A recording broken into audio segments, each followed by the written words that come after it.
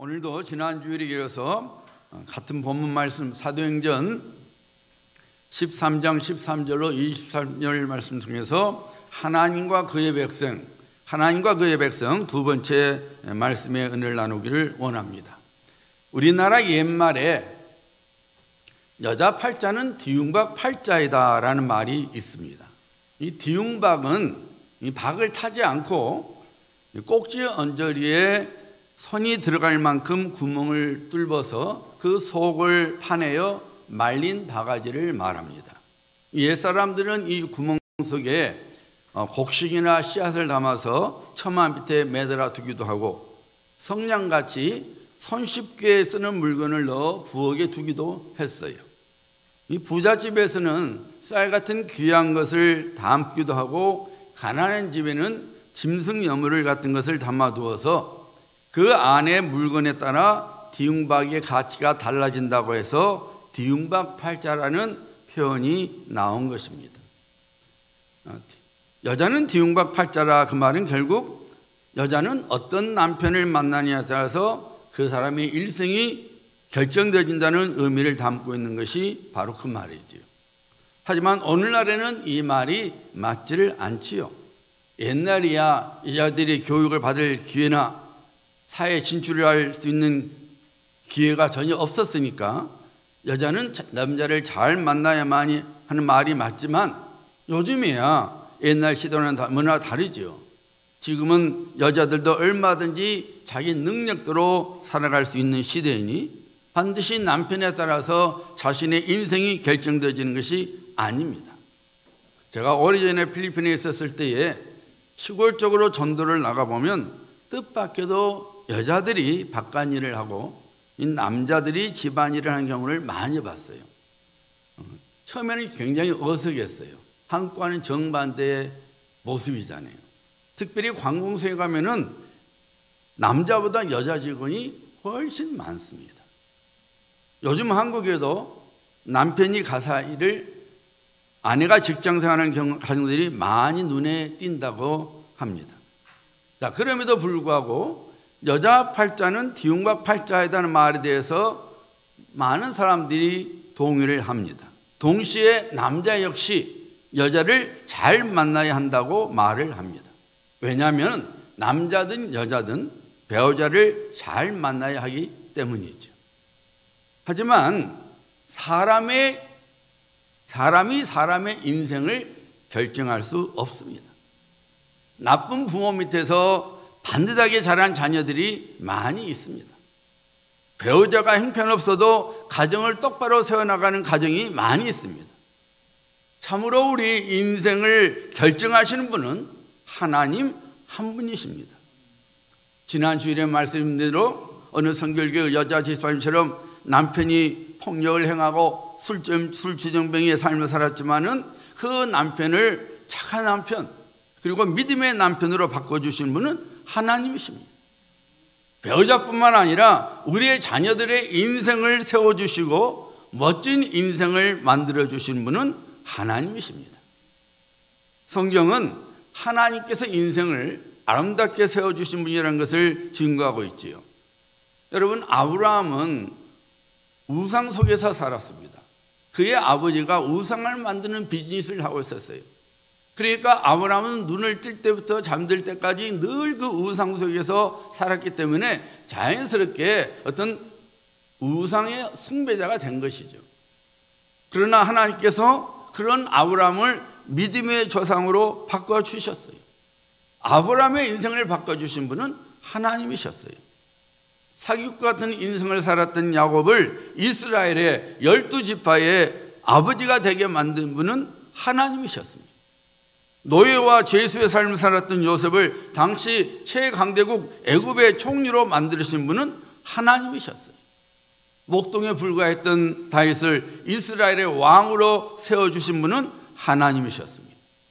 포로로 끌려왔지만은 그 적국 바빌론의 장관이 되게 하신 분도 하나님이셨어요.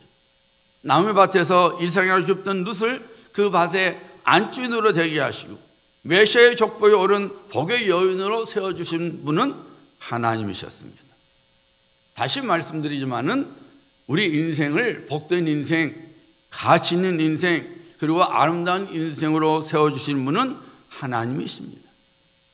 코끝에 호흡이 그치면 흙으로 돌아갈 수밖에 없는 사람이 다른 사람의 인생을 세워주는 것이 절대로 아닙니다. 그래서 우리 인생에 있어서 가장 소중한 만남은 하나님과의 만남입니다. 하나님을 만나면 그 사람의 인생이 반드시 달라지게 됩니다. 무너진 인생이 세워지게 됩니다. 회복이 됩니다. 건강한 인생으로 세워지게 됩니다. 무엇보다도 하나님께서 예비해 두시고 약속하신 신령한 복과 이 땅에 기름진 복을 받게 되는 것입니다. 오늘 본문 말씀에는 사도 바울이 비시디아 안디옥에서 설교한 내용이 나오고 있습니다. 사도 바울의 설교를 통해서 우리는 하나님께서 그의 자녀들을 어떻게 다루고 계시는지를 깨닫게 됩니다. 오늘도 지난주에 이어서 하나님께서 우리를 어떻게 다루시는지를 잘 살펴봐야 합니다. 그래서 하나님을 우리 인생의 주인으로 삼고 하나님을 바라보며 하나님과 동행하며 그리고 하나님만을 섬기는 인생을 살아가야 하겠습니다. 지난 주일에 하나님께서 우리를 그의 자녀로 택해 주셨다고 말씀드렸죠. 우리가 하나님을 먼저 택한 것이 아니라 하나님께서 죄인들이었던 우리를 사랑하셔서 우리를 그의 자녀로서 그의 백성으로 택해 주셨습니다. 오늘 이어서 두 번째로 하나님께서 어떻게 우리를 다루시는지 오늘 살펴보고자 합니다. 오늘 본문 말씀 17절과 18절 보시기 바랍니다.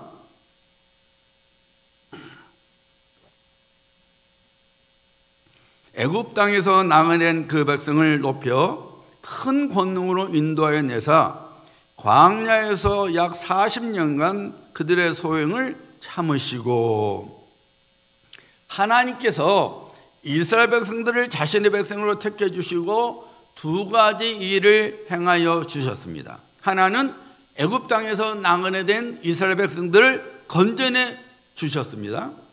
다른 하나는 광야 생활 중에 이스라엘 백성 대하여 참아 주셨어요. 본문 말씀에 나오는 참으시고, 이 말은 원문인 헬라어로 에크로포 포레센인데 그 의미가 어떤 말이냐면은 보살피고 그 말이에요. 이 말이 어디서 나오냐면은 유모가 갓난아이를 보살펴 주듯이 거기서 나온 거예요. 그러니까 하나님께서 이스라엘 백성들을 광야 생활 중에 어떻게 하셨냐면은 마치 유모가 갓난아이를 보살펴 주듯이 하나님께서 이스라엘 백성들을 보살펴 주셨다는 거예요. 하나님께서는 그의 택하신 백성들을 신실하신 사랑으로 보살펴 주십니다. 즉 우리 인생 속에는 하나님의 보호하심이 있습니다. 오늘 본문 말씀 17절로 18절에 나오는 하나님의 보호하심에 대하여 일찍이 모세는 이스라엘 백성들에게 이렇게 증거했죠. 신명기 1장 30절 31절이에요. 잘 들어보세요. 너희보다 먼저 가시는 너희 하나님 여호와께서, 하나님께서 우리 인생길에서 우리보다 먼저 가신다 말이에요. 여호와께서 애굽에서 너희를 위하여 너희 목전에서 모든 일을 행하신 것 같이 이제도 너희를 위하여 싸우실 것이며, 광야에서도 너희가 당하였거니와 사람이 자기의 아들을 안는 것 같이 너희 하나님 여호와께서 너희가 걸어온 길에서 너희를 안으사 이곳까지 이르게 하셨느니라. 이제 약속의 땅 가나안 땅을 들어가기 전에 지금 모세가 이스라엘 백성들에게 하나님께서 지금까지 어떻게 인도해 오셨는지를, 어떻게 보살펴 주셨는지를 증거하고 있는 거예요. 우리가 잘 아는 대로 이스라엘 백성들은 애굽에서 400년 동안 종살이를 했습니다. 주인으로서가 아니라 나그네로서 애굽 사람 밑에서 고통의 삶을 살아야만 했습니다. 이런 애굽의 노예 생활로부터 건져내 주신 분이 바로 하나님이셨어요. 이스라엘 백성 스스로 그리고 자신들의 힘으로 노예 삶에서 벗어난 것이 아니었습니다. 그들의 힘으로는 도저히 노예의 삶으로부터 벗어날 수가 없었습니다. 그리고 노예로서 그들에게는 어떤 소망이 없었습니다. 인생의 기쁨, 만족 누릴 수 없었습니다. 이런 이스라엘 백성들을 하나님께서 사랑하셨습니다. 그의 권능으로 이스라엘 백성들을 애굽의 종살이에서 건져내 주셨습니다. 오직 하나님만이 하실 수 있는 권능으로 애굽의 바로의 권세를 완전히 깨뜨리셨습니다. 애굽의 바로가 두 손 두 발 다 들도록 항복하게 하셨지요. 그래서 이스라엘 백성들을 애굽의 종살이로부터 건져내 주셨어요. 뿐만이 아니라 애굽으로부터 나올 때에 그 애굽 사람들이 이스라엘 백성들에게 금은 보화를 주도록 하나님께서 만드셨지요. 다시 말씀드리면 그들의 수고가 헛되지 않도록 하나님께서 만들어 주신 거예요. 종으로 섬겼으니 당연히 품삯 받아야 되죠. 그래서 하나님께서 애굽의 백성들의 마음에 두려운 마음을 주고 그들의 마음을 움직여서 이스라엘 백성들이 출애굽할 때에 금은 보화를 줬던 거예요. 하나님의 보살핌입니다. 광야 생활 중에서도 하나님께서 구름 기둥과 불 기둥으로 인도해 주셨습니다. 만나를 하늘로부터 공급해 주셨고 고기를 그들을 먹여 주셨어요. 광야 40년 동안 그들의 신발과 옷이 헤어지지 않았다고 성경은 증거하고 있습니다. 여러분, 하나님께서 이스라엘 백성들을 구원해 주시고 보살펴 주신 것을 들으면 마치 동화 속의 이야기처럼 들리지요. 마치 누군가가 꾸며낸 이야기처럼 들립니다. 이성으로는 도저히 받아들일 수 없는 꿈 같은 이야기처럼 들립니다. 맞습니다, 여러분. 애굽 땅에서 하나님께서 내린 10가지 재앙을 쉽게 믿어지지 않는 꾸며낸 이야기가 같지요. 만노와 메추라기 떼를 통하여 먹여주시고 구름 기둥과 불 기둥으로 인도하시는 것은 꿈 같은 이야기처럼 들리지. 하지만 하나님께서는 꿈 같은 일을 실제로 행하시는 전능하신 하나님이십니다. 도저히 믿기지 않는 일을 아무렇지도 않게 행하시는 분이 우리 하나님이십니다. 사랑하는 성도님들, 하나님께서 우리를 보살펴 주시는 모든 사랑의 손길들은 마치 꿈꾸는 것 같고 마치 동화 속의 이야기와도 같습니다. 왜 그렇습니까? 하나님 외에는 그 누구도 그와 같은 보살핌을 우리에게 주지 못하기 때문입니다. 누가 우리의 죄를 대신하여 죽여줄 수 있습니까? 누가 우리를 죄의 종으로부터 벗어나게 하며 죄의 권세로부터 건져낼 수 있습니까? 하지만 하나님께서 그 일을 행하셨습니다. 죄가 없으신 예수 그리스도를 이 땅에 보내셔서 우리의 허물과 죄를 대신하여 갈보리 십자가에서 죽게 하셨습니다. 피 흘림이 없이는 제사함이 없기 때문에 하나님의 어린 양이신 예수 그리스도께서 우리를 위하여 피를 흘려 주셨습니다. 우리를 대신하여 죽어 주셨습니다. 우리의 죄값을 예수님께서 치러주시고 죄의 건설로부터 건져내 주셨습니다. 뿐만 아니라 하나님 아버지께서 그의 권능으로 죽은 예수님을 살려주셔서 죽음의 권세를 깨뜨리셨습니다. 그래서 예수 그리스도를 믿는 사람마다 영원히 사는 사람으로 만들어 주셨어요. 예수님을 쫓아 부활하게 되는 복된 자로 만들어 주신 것입니다. 그래서 로마서 8장 1절과 2절이 증거하고 있지 않습니까? 그러므로 이제 그리스도 예수 안에 있는 자에게는, 구원받은 자에게는 그 말이죠, 결코 정죄함이 없나니 죄로 인하여 멸하지 않는다고 말입니다. 이제 그리스도 예수 안에 있는 생명의 성령의 법이 죄와 사망의 법에서 너를 해방하였음이라. 예수를 죽은 자 가운데서 살리신 이의 영이, 하나님의 영 성령님이 그 말이죠, 너희 안에 거하시면 그래서 예수를 죽은 자 가운데서 살리신 이가 너희 안에 거하시는 그의 영으로 말미암아 너희 죽을 몸도 살리시리라. 믿는 자에게는 생명의 성령이 계셔서 예수님께서 죽은 자에서 산 자가 된 것처럼 우리도 결국 죽을 몸이 아니라 산 자가 된다 그 말입니다.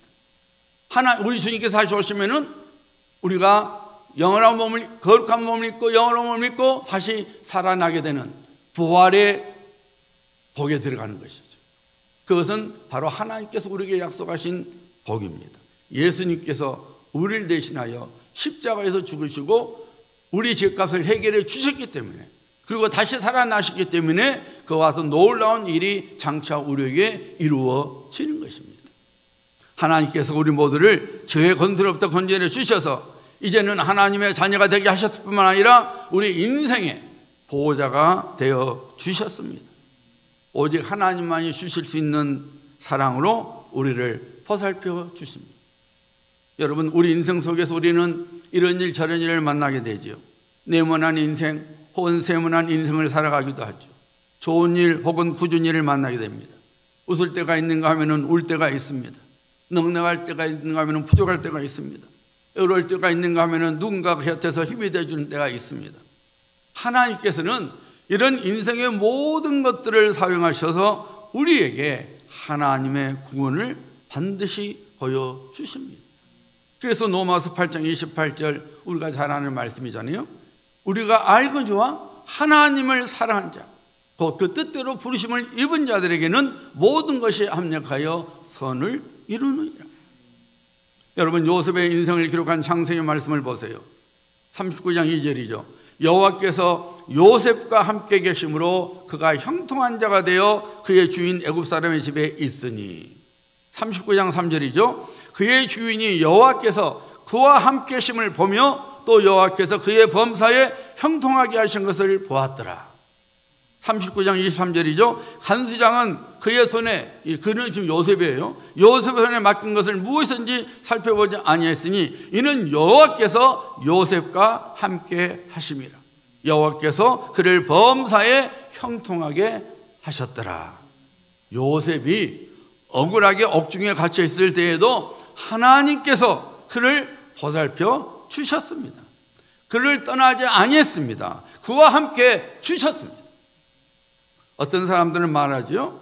하나님께서 요셉을 보살펴 주셨으면 왜 요셉이 옥살이 하도록 놔두셨을까요? 어쩌면 여러분들도 하나님께서 나를 보살피고 계시면 왜 내가 이런 일을 만나야 되죠? 내가 왜 이렇게 어려움을 만나야 되죠? 왜 이렇게 내가 이렇게 낙심할 수밖에 없는 상황에 두시죠? 왜 나를 이런 환경 속에 두시는 것이죠? 하고 질문할 수 있습니다. 그런데 여러분, 한번 생각해 보세요. 하나님께서 요셉을 옥살하게 했습니까? 하나님께서 요셉을 노예가 되게 하셨습니까?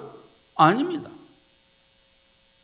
보디발의 아내가 그렇게 만든 거죠. 악한 보디발의 아내가 요셉을 모함해서 옥에 집어넣었어요. 형들이 시기해서 요셉을 노예로 팔았어요. 하나님께서 하신 거 아니죠. 그럼에도 불구하고 하나님께서 노예의 삶을 살아가고 있는 요셉을, 옥에 갇혀 있는 요셉을 보살펴 주셨습니다. 우리 인생을 넘어뜨리는 원수가 우리에게 있습니다. 마귀죠. 때로는 누군가가 우리를 시기하거나 혹은 자신의 욕심을 위하여 우리를 넘어뜨립니다. 하나님께서 우리를 곤란한 장소에 두시는 것이 아니라 악한 자가 우리를 그렇게 만드는 거예요. 하지만 하나님께서는 그의 자녀를 마치 유모가 아이를 안듯이 우리를 안아주고 보살펴 주시는 것입니다.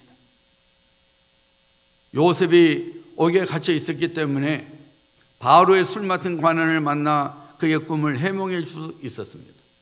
그 바람에 나중에 요셉이 바로 앞에 서게 되었고, 그리고 드디어 애굽의 총리가 되어 그의 인생이 반듯하게 세워지게 되었습니다. 요셉이 그렇게 만든 겁니까? 절대로 아니지요. 이런 모든 것들을 하나님께서 행하셨습니다. 세상은 말하지요. 재수가 없으면 뒤로 넘어져도 코가 깨진다 그래요. 하지만 하나님께서는 다르게 말씀하십니다. 내가 함께하면 뒤로 넘어져도 머리털 하나 상하지 않는다고 말씀하십니다. 여러분, 인생의 풍랑을 피할 길이 없습니다. 왜냐하면 우리가 죄로 오염된 이 세상에서 살아가고 있기 때문입니다. 우리 주변에 악한 자들이 너무나 많이 있기 때문입니다. 우리를 넘어뜨리려 하는 마귀가 있기 때문입니다. 하지만 하나님께서는 우리를 보살펴 주십니다. 우리를 보살펴 주시는 하나님으로 인하여 우리는 인생의 풍랑을 능히 이겨낼 수가 있는 것입니다. 그리고 하나님께서는 그 인생의 풍랑을 통하여 우리가 전혀 알지 못했던 은혜와 복을 반드시 주십니다. 지금 한국에서 큰 목회를 하시고 계시는 목사님이 자신의 어머니에 대하여 간증을 했어요.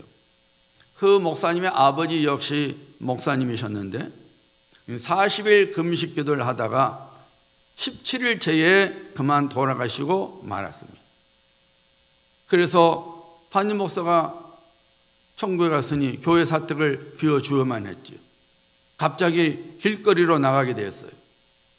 누구보다도 절망을 느끼게 하는 사람은 그 어머니 사모님이셨는데 그분은 단 한마디도 불평이나 원망의 생각을 품지도 아니고 말하지도 않았답니다. 웬만한 사람 같으면 목사라는 직분에 대하여 회의감도 들 수 있을 텐데 막내 아들인 자기에게 늘 목사가 되라고 말씀하셨답니다. 막내 아들에게 이렇게 말했답니다. 너희 아버지는 교회를 정말 사랑하셔서 교회를 위해 금식기도한 중에 돌아가셨단다. 하나님께서 너무 빨리 부르셔서 미처 열매를 거두지 못하셨지. 그러니 자식인 네가 아버지의 뒤를 이어서 열매를 거둬야 한다. 막내 아들 그 목사님은 그렇게 말씀하시는 어머니 말씀이 굉장히 싫었대요. 왜냐하면 20대 초반이었는데 이해할 수가 없었던 거예요. 아버지가 교회를 위하여 금식했는데 왜 하나님께서 아버지를 데려가셨을까? 그래도 그렇지 그냥 사택 비워한다고 교회에서 쫓아내 교회 비정함에 대해서 회의감도 있었던 거예요. 예수님을 믿는 사람이었지만은 하나님의 그런 마치 돌봐주시지 않는 것처럼 하나님께서 버리신 것처럼 그런 마음이 드니까 목사가 돼야 된다는 어머니 말이 싫었대요. 하지만 어머니의 기대대로 그가 30살이 됐을 때에 목회자의 길로 들었었습니다. 그리고 오늘날 대한민국에서 가장 건강한 교회 중에 하나로 훌륭하게 목회를 하고 있습니다. 엄청나게 선한 영향력을 끼치면서 아름답게 사역을 하고 있습니다. 그 어머니 사모님이 그 어린 막내 아들을 무릎에 앉혀놓고 눈물로 이런 찬송을 불렀다 그래요. 우리가 잘 알죠? 불러볼까요? 하나님의 은혜로 있을 데 없는 자 왜 구속하여 주는지 난 알 수 없도다. 내가 믿고 의지함은 내 모든 형편 아시는 주님 늘 보호해 주실 것을 나는 확실히 아네. 기가 막힌 상황 속에서도 하나님께서 반드시 나와 내 가족들을, 내 자녀들 보살피신 것을 믿었던 사모님의 그 믿음대로 정말 그 막내 아들이 하나님 앞에 귀한 종이 되어서 참 선한 영향을 끼치는 훌륭한 목회자로서 하나님을 섬기고 있다는 사실입니다. 사랑하는 성도님들, 하나님께서는 우리를 보살펴 주시는 하나님이십니다. 엄마가 아이를 안아두시지 인생 풍랑 속에 있는 우리를 안아주시는 하나님이십니다. 육신의 눈으로 보면 우리 인생이 마치 퍼즐 조각처럼 보여서 당장 이해할 수 없지만 어느 날 그 모든 퍼즐 조각이 맞춰져서 하나님의 구원이 우리에게 보여지는 것입니다. 그러면 여러분, 우리가 어떻게 살아가야 합니까? 이해할 수 없는 인생 풍랑 때문에 불평하거나 낙심하지 말고 하나님의 보살핌을 믿고 살아가야 합니다. 여러분, 무엇이 하나님의 보살핌을 믿는 신앙입니까? 그것은 믿음의 발걸음을 내딛는 것입니다. 대천덕 신부께서 말씀하신 대로 신앙은 모험이에요. 신앙은 도전하는 것입니다. 하나님께서는 그의 자녀들에게 늘 믿음으로 행하라고 말씀하십니다. 이스라엘 백성들에게 물이 넘쳐 흐르는 홍해 안으로 들어가라고 말씀하셨죠. 제사장들 하여금 묵은 벗기를 메고 흘러넘치는 요단강으로 발을 내디디라고 말씀하셨어요. 여리고성을 하루에 한 바퀴씩 돌라고 말씀하셨어요. 그리고 이스라엘 백성들이 이런 하나님의 말씀에 순종을 했을 때에 그들은 하나님의 놀라운 구원을 보게 되었습니다. 인생의 장애물이 거두어졌습니다. 인생의 문제가 해결되었습니다. 수태고지를 받은 마리아가 어떻게 했습니까? 마리아가 이르되 주의 요정이오니 말씀대로 내게 이루어지이다. 여러분, 결혼도 안 한 처녀가 임신이 되는 것은 그냥 수치로만 끝나는 거 아니에요. 수근수근대고 비방하는 걸 그치는 것이 아닙니다. 돌로 내쳐서 죽는 일이에요. 그럼에도 불구하고 마리아는 믿음으로 하나님의 말씀에 순종했어요. 말씀대로 이루어지이다.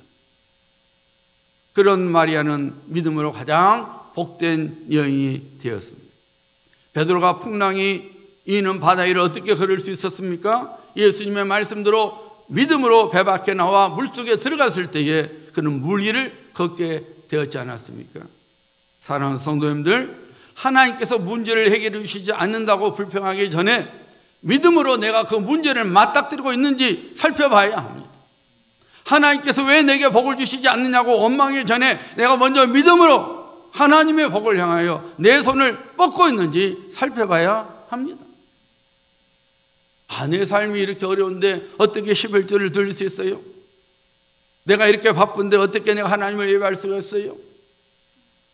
내가 이렇게 천근만근 몸이 무거운데 어떻게 교회 나와 기도할 수 있어요? 맞아요.